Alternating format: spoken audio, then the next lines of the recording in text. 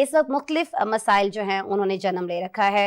महंगाई है, गुर्बत है, माहौलियाती आलूदगी है, लेकिन एक और मसला है नाज़रीन जो निहायत अहम है, और वो मसला है सिक्योरिटी का मसला। किसी भी मुल्क की जो सरहदें हैं उसका दिफा जो है जब तक मजबूत नहीं होगा, बैरूनी खतरात से भरपूर तरीके से लड़ना मुश्किल होगा। ये एक बहुत बड़े पैमाने पे इंडिया जापान के जो ताल्लुकात हैं वो इस्टेब्लिश हो चुके हैं, हुए नहीं हैं, हो चुके हैं कि वो G7 की लीडरशिप लेके बैठे हुए हैं और वो G20 की। और वो कह रहे हैं कि आप G7 की लीडरशिप देखें, जब बरतानिया G7 की चेयर होगा और वो प्राइम मिनिस्टर मोदी को बुलाएगा। I think recently if I am not wrong Germany में कुछ G7 की मीटिंग हुई थी, तो वहाँ पे भी प्राइम मिनिस्टर मोदी को बुलाया गया था।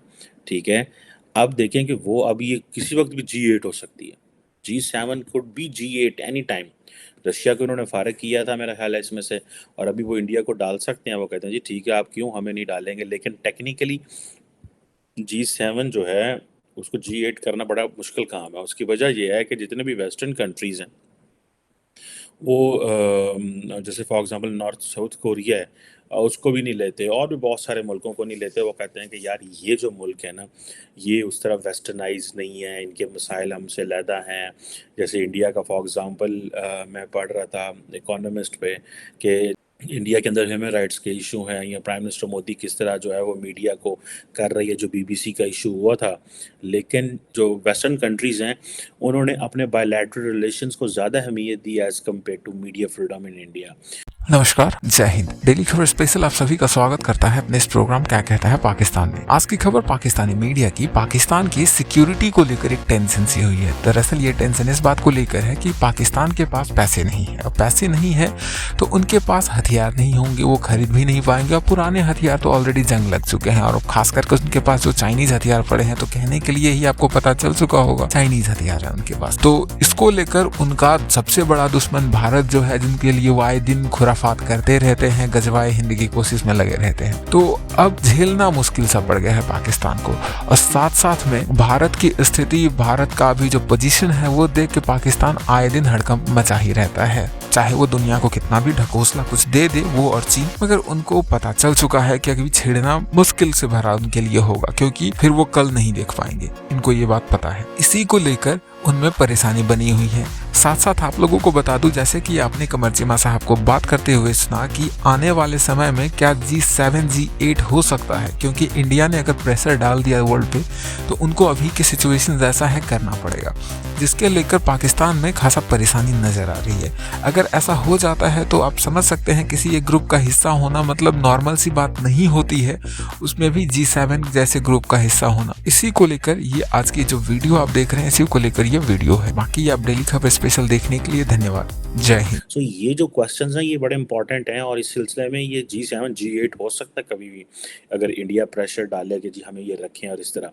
अब जारी बात है, इंडिया जो है वो कह रहा है जी हम तो ग्लोबल साउथ के वो लीडर हैं, और अब जापान जारी बात है इसमें उनको सपोर्ट करेगा। अब मज़े की बात यह है कि जो जितनी भी वेस्टर्न वर्ल्ड है वो इंडिया को अकोमोडेट करने के लिए वो इंडिया को ग्लोबल साउथ की लीडरशिप देंगे। और वो किस तरह देंगे, इस तरह नहीं कि कोई लीडरशिप फड़ाई दी नहीं होती, या ये लीडरशिप पास ऑन कर दिया आपको। ये basically you have to do it with your own conduct. आपके बायलैटरल रिलेशंस कैसे हैं, मल्टीलैटरल रिलेशंस कैसे हैं, आपकी इकोनॉमी कैसी है, आप कितनी रिजिलियंट हैं, फाइनेंशियल इंस्टीट्यूशंस में किस तरह पार्टिसिपेट करते हैं, स्ट्रेटेजिक चैलेंजेस लाइक यूक्रेन की वॉर, रशिया की वॉर में किस तरह आप बिहेव करते हैं, सप्लाई चेन में आपका क्या किरदार है, आपके पास यूथ, आपके पास टैलेंट, बहुत सारे बड़े फैक्टर हैं। फिर आपके लैटिन अमेरिका या अफ्रीका एंड एशिया में किस तरह के कॉन्टैक्ट्स हैं, क्या ताल्लुकात हैं, ये बहुत कुछ मैटर करता है। अफ्रीका और एशिया में तो चलो इंडिया के हल्का फुल्का है, लैटिन अमेरिका में India obviously doesn't have that. But ये जो कशीदा साहब आ रहे हैं, इनके ताल्लुकात की जो बुनियाद है ये इसी वजह से इन्होंने रखी हुई है। ठीक है जी। और ये जो मेरा ख्याल है जो G7 की समिट है वो जापान में होनी है मई में। हिरोशिमा का जो इनका जो शहर था, हिरोशिमा, जहाँ पे अमेरिका ने बॉम्ब गिराए थे वर्ल्ड वॉर 2 में। अब ये सारी बात है, कशीदा जो है वो इनवाइट करेंगे कि G7 की समिट में पार्टिसिपेट करें। और G7 में आपको पता है जितने भी Britain, Canada, France, Germany, Italy, Japan, ये सारे हैं, अमेरिका और प्लस यूरोपियन यूनियन। तो और जो और ये देखिएगा कि ये एक टाइम आ रहा है कि ये इंडिया को इस तरह की जो फेवर दे रहे हैं, that is going to be huge favour. So Pakistan तो कहीं अटक पटक के भी करीब नहीं गिरता। कहाँ पाकिस्तान वो मुल्क है जो जापानियों कहता है यार साढ़े कर्जे माफ़ कर दो, और हमने उनसे मुआहदा कर लिया हुआ है कि ठीक है पाइना से थोड़े कर्जे माफ़ कर लें। और कहाँ पे पाकिस्तान जो है वो, जहाँ जापान जो है और इंडिया जो है वो they are working on business and trade and all that. ठीक है जी। इसके साथ साथ जापान और इंडिया जो है वो कोई हाई स्पीड रेलवे बना रहे हैं इंडिया के अंदर। और जापान का जो क्या वो शिनकेनसेन सिस्टम है, वो पता नहीं लेके आ रहे हैं। अच्छा, जापान ने इंडिया को लोन भी दिए हैं काफ़ी ज़्यादा, 312 बिलियन येन का लोन जापान ने दिया हुआ है इंडिया को। ग्रांट्स भी दी हुई हैं तो 5.12 बिलियन येन की। फिर टेक्निकल कोऑपरेशन है जापान ने इंडिया को दिया हुआ है कोई 8.5 बिलियन। बड़े तादाद पे काम कर रहे हैं। फिर कल्चरल ये वो, फिर आप बायलैटरल एग्रीमेंट्स आप देखें 2021 में एग्रीमेंट हुए, इंपॉर्टेंट एग्रीमेंट्स हुए हैं। ठीक है जी।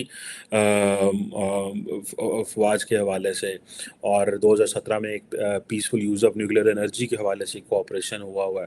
अच्छा, मज़े की बात बताऊँ, आप इनकी टाइमलाइन देखें दोनों मुल्कों की।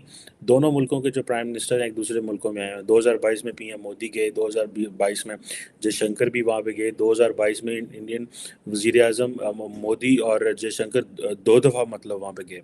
2020 2019 में डॉक्टर जयशंकर जाते रहे। कितना इंपॉर्टेंट ताल्लुक है उनका। ठीक है। हमारा फॉरेन मिनिस्टर जो है वो जांदे ही उन्होंने मुल्क जिथे उन्होंने पता हो डॉलर आना, या जिधर उसको पता चलेगा कि